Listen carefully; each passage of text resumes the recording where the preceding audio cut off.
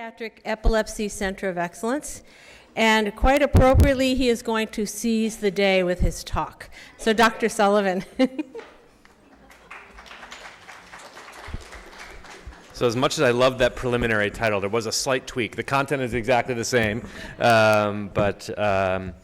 so thank you for inviting me back. I think this is the third or maybe fourth time that I've spoken, sort of on an every other year basis.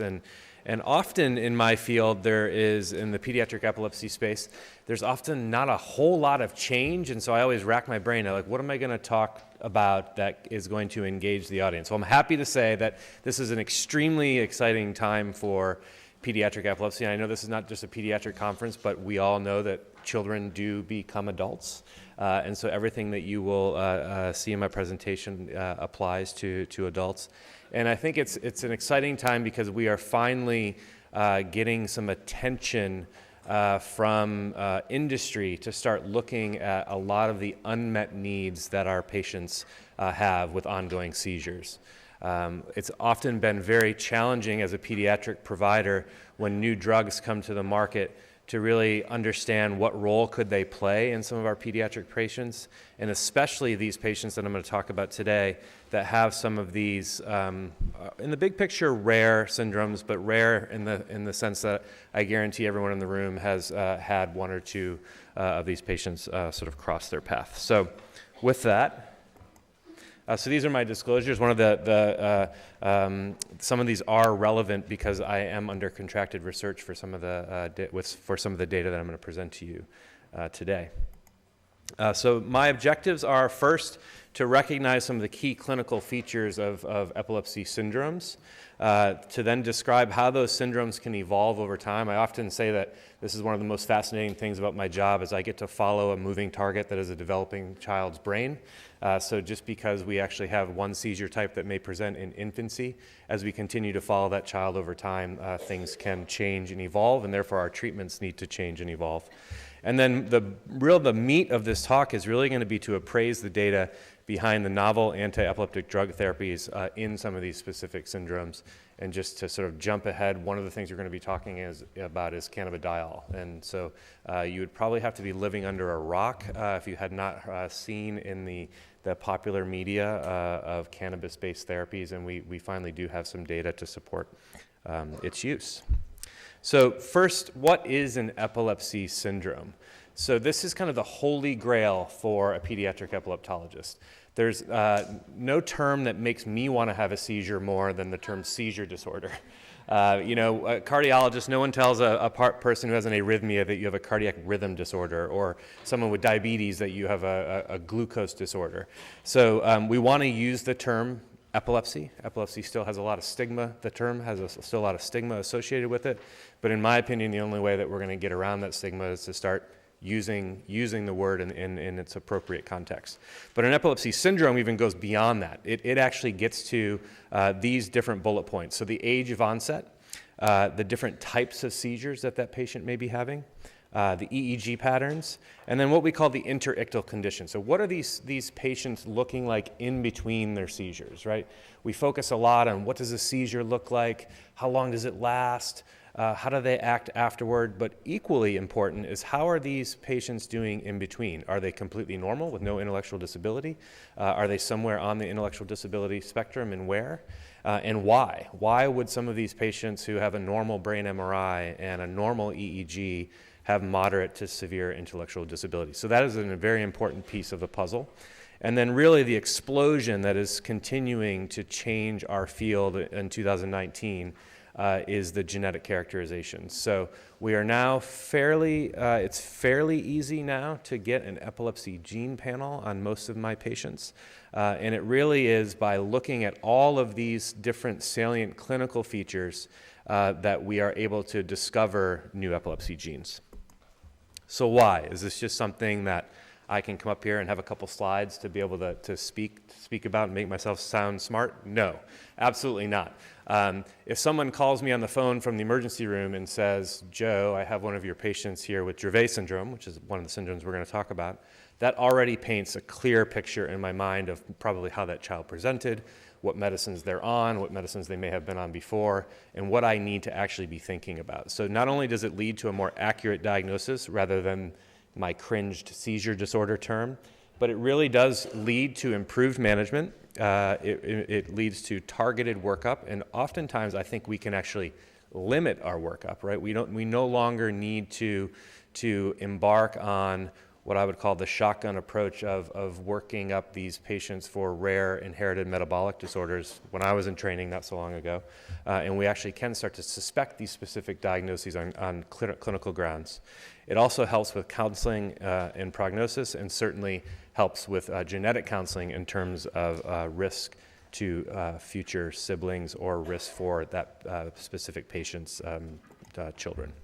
So we're just going to go through really a couple of cases just to keep you engaged. I guess the pleasure of speaking directly after lunch. So, and these will, maybe these different cases will start out being familiar and get a little bit less familiar as we go on. So case one is an 8-month-old male infant with normal birth history who presents to the pediatrician's office where mom's saying he's starting to have those startling like he was a baby.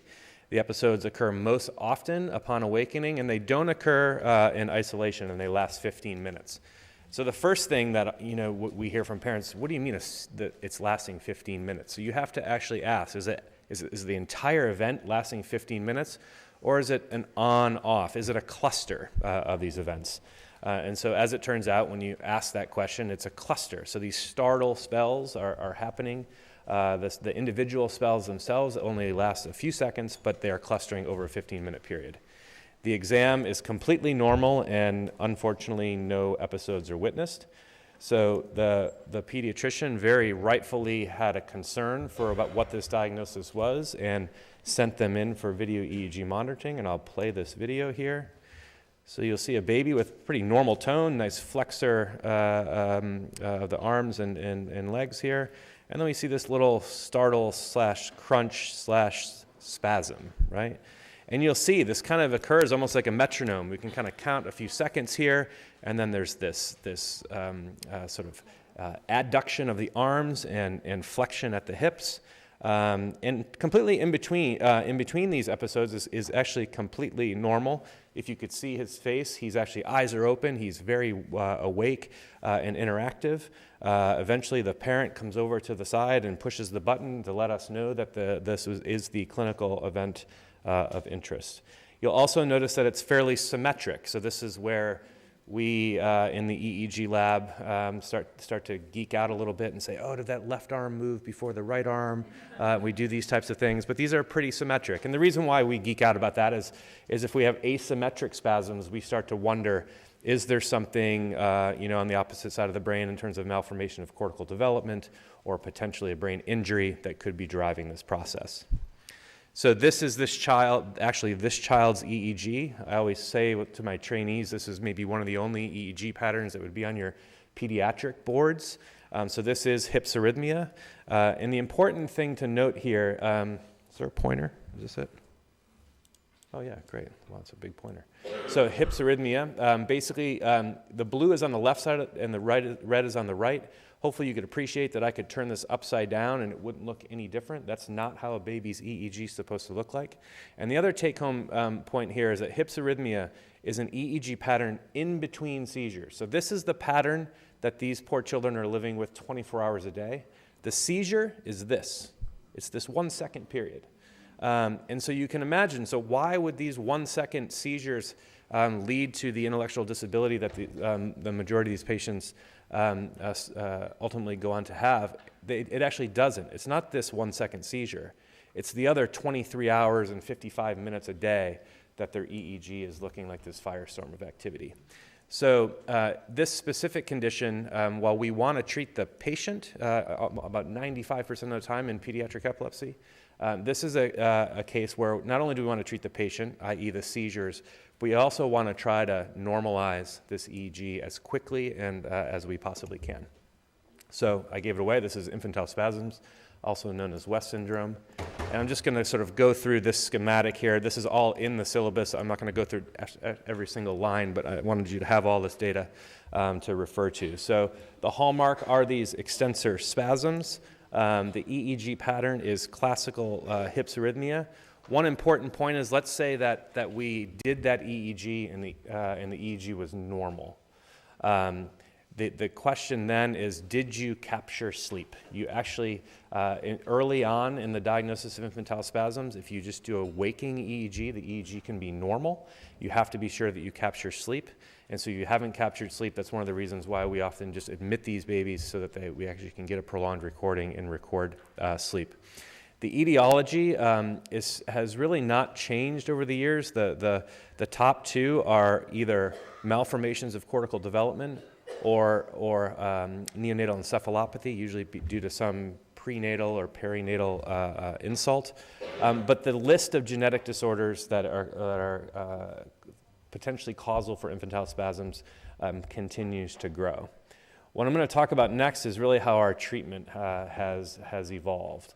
The mainstay of treatment is still steroids, either ACTH, which is the injectable, is an injectable medication, or high-dose prednisolone, and then vigabatrin. And what I'm going to show you is some data that is really making us realize that this is one of the few what we call pediatric epilepsy emergencies. It's akin to a child coming in with a new diagnosis of leukemia, and we want to throw the kitchen sink at them, literally, almost like an induction therapy to try and not only control their seizures, but to try and normalize that EEG.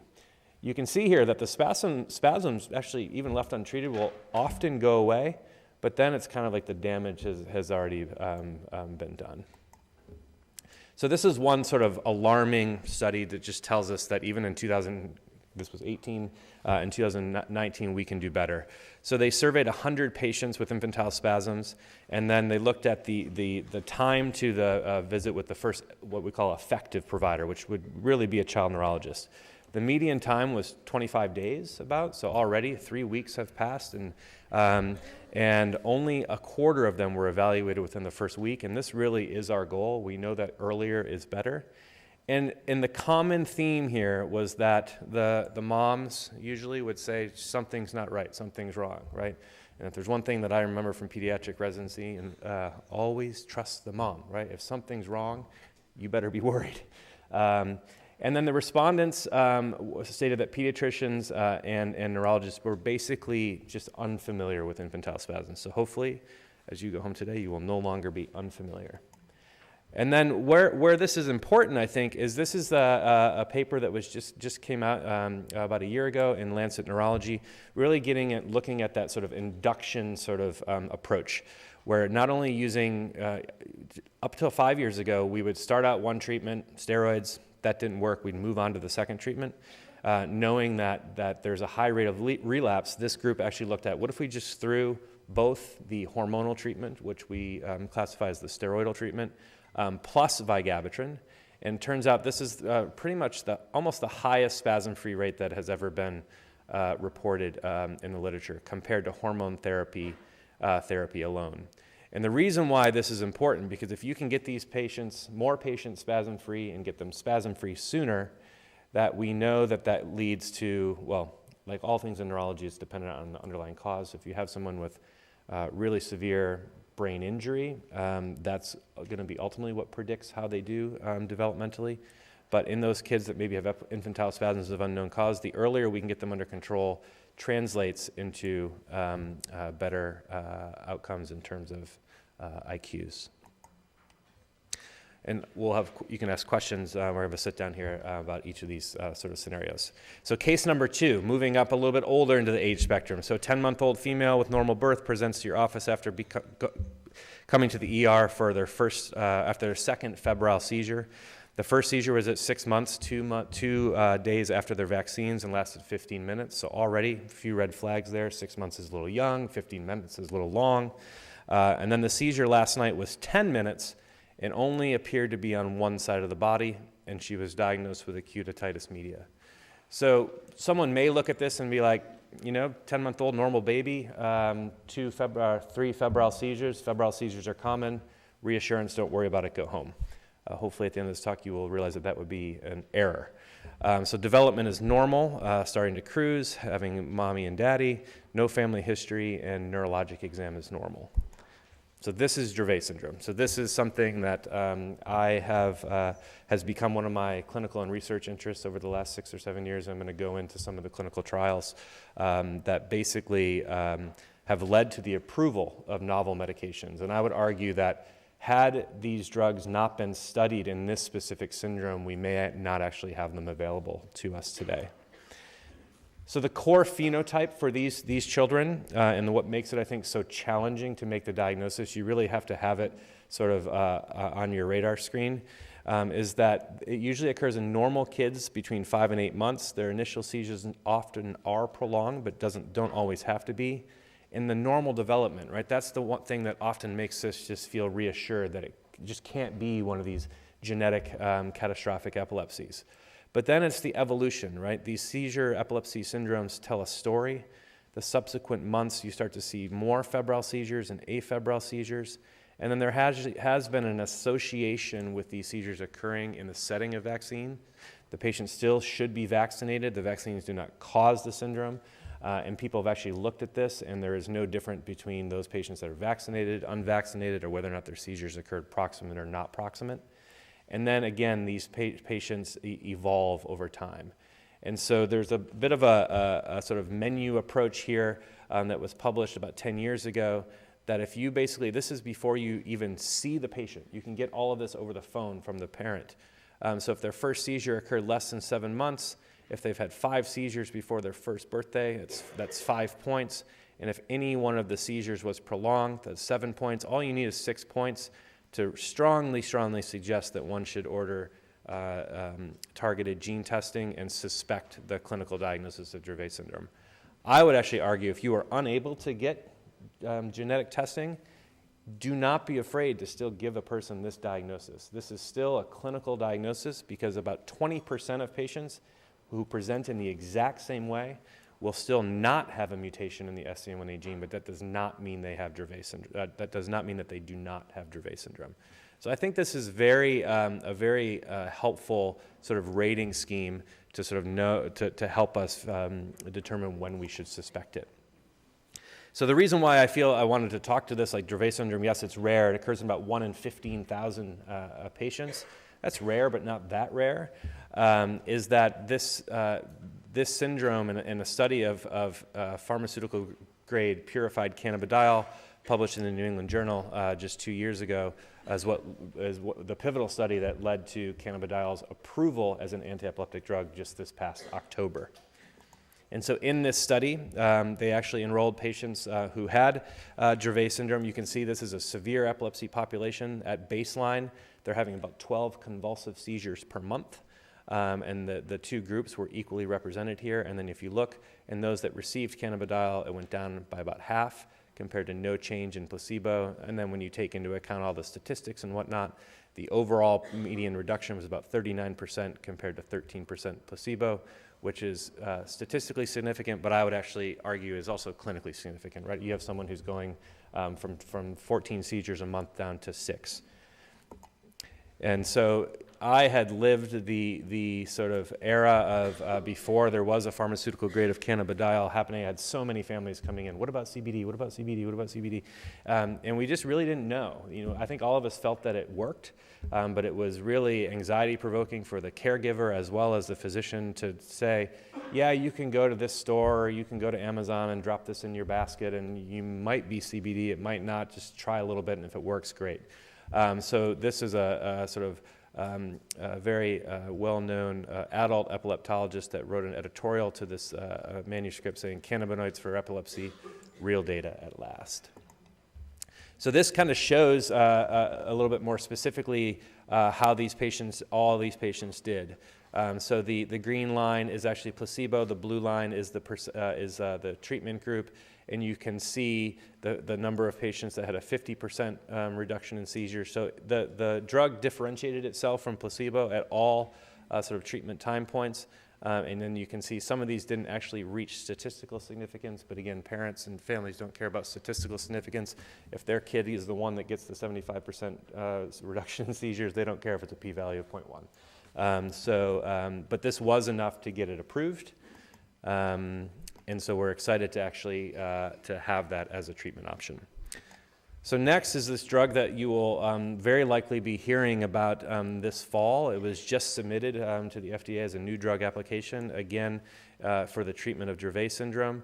I wish I had time to go into the whole story, but essentially the reason why this drug fenfluramine, which was one of the active compounds in the fen diet back in the 90s, was even being considered for Dravet syndrome was really by complete accident. It was just that a group in Belgium had started a few kids back in the early 90s on fenfluramine for behavior issues who also had epilepsy, and their epilepsy improved. And then they went back and looked at those kids, and lo and behold, many of them had Dravet syndrome. And so this launched a whole renewed interest of could this actually be a drug that has a more widespread anti-epileptogenic potential. And so very similar study design was done, and the demographics were very similar to the New England Journal paper that I just showed you. Average monthly seizures were somewhere between 25 and 40 convulsive seizures per month. And this is the data. So this is the percent reduction in seizures compared to placebo. So placebo is already included into this. So 64% reduction in the high dose group, and a 33% reduction in the low-dose group. So keep in mind, these are patients that have a very, very high seizure burden and really have already exhausted most, if not all, of the conventionally available anti-epileptic drugs. And the median number of drugs that these patients were actually on, you had to be on a stable drug regimen to enter the study, was somewhere between 2 and 3 drugs. Furthermore, this is what because I was one of the investigators on this study, this is the slide that I love to show because, 50% reduction, yes, that's great, but there's a lot of drugs that have a 50%, result in a 50% reduction in seizures, especially in our refractory patients. But how can we do better than that, right? Can we really push the envelope a bit? And so for the first time, now we actually have 45% of these patients having a greater than 75% reduction in seizures. So now we're getting into treatment effects which I think are life-changing for these patients and their families. And then lastly, what about seizure-free, right? Have we given up on seizure freedom? Just as a few years ago, my opening when I made a diagnosis of Dravet syndrome, I would tell families that you really need to reset your expectations, that seizure freedom is just not really an achievable goal. I still think that that's probably the case for most patients, but in this study, we looked at how many patients actually were either seizure-free or near seizure-free, right? The unfortunate thing is in a study, once you have a single seizure, you can never then again be seizure-free from that intervention, right? So we said, well, what about in this 14 weeks, if someone was having 25 seizures a month, and then they had 1 seizure in 3 months, that's almost as good as seizure-free. And in this high-dose group, it was 25% of patients, and the low-dose 13%, and none in placebo. So again, these are the data that are being submitted to the FDA, and it was just submitted in February, and we hope that this drug will get approval this fall. Okay, case number 3. This is the last case. So a little bit older kid, and you'll see a little bit of a theme here. So a history of infantile spasms. Who responded favorably to treatment. Someone gave them the combination therapy of steroids and vigabatrin. But then the mom noted that when he was standing, he would have an abrupt fall. And she would also notice that when he was sleeping, it would appear as if he was trying to sit up or stretch, and his whole body would stiffen. The history was significant for developmental delay. He did not start walking until 20 months. And the sort of salient features of his current development, where he had no expressive speech but was able to follow some simple commands such as pointing to body parts. So here's a video of one of his seizures. You can notice the helmet, so already there's a little bit of a red flag that something's going on here. Okay, so it's pretty quick. Let me go back, go back. So you can see, luckily, mom was standing there and holds him, okay, and so again, as the epilepsy specialist that likes to geek out and play these videos in slow motion, what do you see? you see a head drop, right? So if he was standing in the middle of the floor, he would have fallen. But also, hopefully what you can see, I'll play that again, is arms. Arms go up, right? So this is not a pure atonic seizure, right? Is there a little stiffening component? Is that actually a myoclonic component? And so for the purposes of studies and study design, we have basically, as a pediatric epilepsy community, decided to just lump all these together into drop attacks, right? Because it's a seizure type that would result in a fall, and these are the seizures that are most disabling for these patients. So then, different child, but again, back to the other type. So a little, what we see there is stiffening that kind of clusters a bit, right? And so one other sort of pet peeve of mine as an epileptologist, second to seizure disorder, is that every single seizure that someone sees is a generalized tonic-clonic seizure. It's almost like it's one word, generalized tonic-clonic. In fact, it's the minority of seizures that occur are actually generalized tonic-clonic. So if you have to think about what that is, generalized, so both sides, tonic, stiffening, clonic, jerking, right? In this seizure, right, we see tonic, we see the stiffening, and I can play it again. We don't necessarily see the clonic. Now, this could be confusing because, is that he's stiff, and then there's a little jerk, and then he's stiff again. But once you've seen a tonic-clonic seizure, you will know that this is not that. Okay, so this is pretty much a cluster of tonic seizures that occur during sleep. And so what is this syndrome? I must have left out my answer there. This is Lennox-Gastaut syndrome, okay? So Lennox-Gastaut syndrome, again, it occurs, it's these epilepsy syndromes that are evolving over time. So they occur a little bit later with a peak around age 3 to 5. The hallmark are these tonic axial seizures and atonic seizures, which I just showed you. There are many other seizure types can occur. The EEG often has characteristic findings of what we call slow spike and wave or these fast activity. The etiology is often very similar to infantile spasms and West syndrome, and in fact, a very high percentage of patients who have West syndrome will evolve into Lennox-Gastaut. The treatments are sort of the broad spectrum medications that hopefully you all have heard about, but now one that's entering onto the scene is Cannabidiol, because I showed you the study of Cannabidiol with Dravet syndrome. The same company did a similar study in a group of patients with Lennox-Gastaut syndrome, and here are those. Here's those data. So again, we're looking at the drop seizures. So it doesn't matter if you stiffen then drop, or if you just drop, or if you arms go up and drop. If you drop, you drop. And there's a very detailed definition in these protocols that you can imagine, like, well, what if the head just nods a little bit? And so you can imagine the challenge in trying to design these studies, and it's all based on parental or caregiver observation that is determining the primary endpoint. But what you can see here is that these patients also had a very high percentage, I didn't include it in here, but it's about 80 seizures per month these patients are having. And so you can see that in the placebo, there still is a placebo responder rate that's quite high. So what is the placebo responder rate? I wish I knew. My theory is that this is just the background noise of what happens in an unpredictable disorder that is epilepsy. And if you can imagine, if someone's head drops and the parent had their head turned, they may not be able to count every single seizure reliably, but we do have to demonstrate that these drugs can be superior to placebo. But you can see that there was, again, a 40% reduction in the higher dose group of 20 milligrams per kilogram, although not dramatically different. So the package insert is basically saying that you should try to get to this dose, and then if it's tolerated and you still have if you still want a chance at additional efficacy, you can increase the dose. Again, looking at all seizures, acknowledging that some of these seizures are even more challenging to account, there did seem to be a change. And herein lies, the problem. So non-drop seizures. So these are the seizures where the kid stares off into space, maybe drools a little bit. Is that a seizure? Maybe, maybe not. And you can see the placebo responder rate here is 35%. And I think this just gets into why those seizure types really cannot be counted in some of the primary outcome measures for these studies. And then again, this looks at the 50% reduction and the 75% reduction.